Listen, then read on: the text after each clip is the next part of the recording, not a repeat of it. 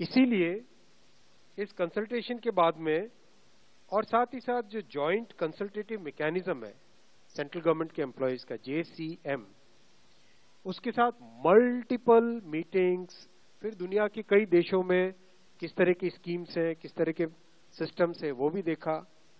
फिर भारत की जो अर्थव्यवस्था है और केंद्र सरकार का बजट है, उसको समझने के लिए रिजर्व बैंक ऑफ इंडिया के साथ, वर्ल्ड बैंक के साथ, सबके साथ कंसल्टेशंस हुए और इस कंसल्टेशन के बाद में एक यूनिफाइड पेंशन स्कीम का रिकमेंडेशन इस कमेटी ने किया।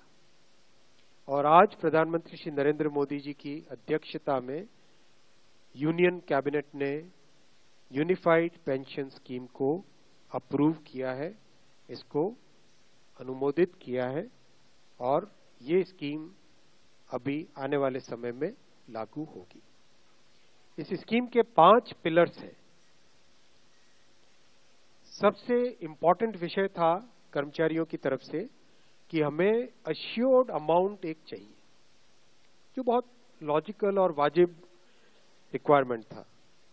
तो इस डिमांड पे एक मेथोडिकल वे में काम करके और एक्चुअरियल साइंसेस, जो लोग आगे का भविष्य का रिक्वायरमेंट वगैरह कंप्यूट करने का एक तरीका होता है जिसको एक्चुअरियल साइंस बोलते हैं, उनके साथ मिलके कई तरह के फाइनेंशियल मॉडल्स को प्रोजेक्ट करके और सबके साथ मिलके एक सिस्टमेटिक तरीके से 50% अश्योर्ड पेंशन, ये इस यूपीएस का सबसे पहला पिलर है।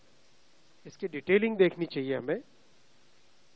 जो ये अमाउंट मिलेगा वो रिटायरमेंट से पहले के 12 महीनों की एवरेज बेसिक पे का 50% होगा।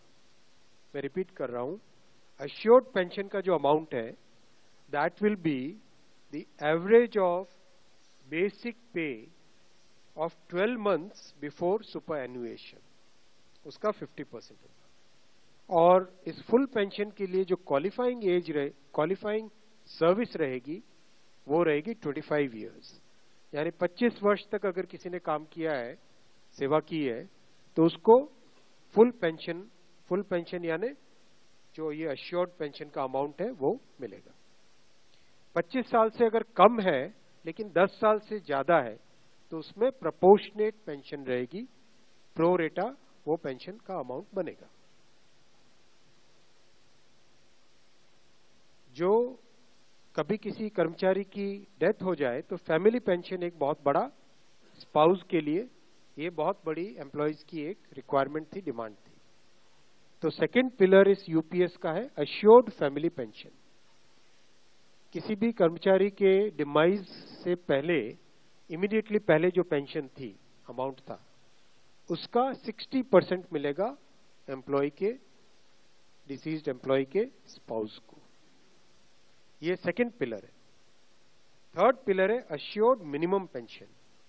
कई बार देखा कि सर्विस कम होती है और कंट्रीब्यूशन जितना हुआ है उससे एक सफिशिएंट अमाउंट नहीं मिल पाता था, और ये अपने आप में एक बड़ा विषय था केंद्र सरकार के कर्मचारियों का और एनपीएस में जुड़े सभी कर्मचारियों का। इसीलिए एक minimum assured pension, assured minimum pension 10,000 rupees per month, वो इसमें यूपीएस में थर्ड पिलर ये रखा गया है। इसके साथ आगे वाले पॉइंट को जोड़ के करेंगे तो अगर डीएनएस रिलीफ यानी महंगाई से रिलेटेड रिलीफ जो मिलेगी तो वो आज की तारीख में होते होते करीब करीब 15,000 रुपए पर मंथ हो जाती है, which is a substantial relief part of this entire pension system. Fourth pillar है इन्फ्लेशन के साथ इंडेक्सेशन। जैसे केंद्र सरकार के एम्प्लॉयज के लिए सैलरी में डीएनएस अलाउंस होता है, उसी पैटर्न पे जो इंडेक्स है, सेम इंडेक्स को यूज करके all India consumer price index for industrial workers, इसको यूज करके assured pension, assured family pension और अश्योर्ड मिनिमम पेंशन, इन तीनों के तीनों जो आपने पिछले पेज पे तीनों पिलर्स देखे, assured pension, assured family pension और अश्योर्ड मिनिमम पेंशन, इन तीनों के ऊपर इन्फ्लेशन इंडेक्सेशन डीएनएस रिलीफ के बेसिस पे मिलेगा, डीआर, डीए की जगह डीआर, डीएनएस रिलीफ। पांचवा पिलर है इस स्कीम का lump sum payment at superannuation in addition to gratuity. ये एक तरीके से बहुत ही इंपॉर्टेंट और बहुत ही बड़ी एक रिलीफ मिलेगी। जब सुपर एन्युएशन होता है तो उसके बाद में इंसान अपनी लाइफ को प्लानिंग जिस तरह से करना चाहिए तब कई बड़े खर्चे आते हैं, इसलिए ये लंप सम एक अमाउंट तय किया गया। यह है कि हर 6 महीने की सर्विस के लिए मंथली इमोल्यूमेंट्स विच मीन्स पे एंड डीए कंबाइंड, उसका 10% अमाउंट।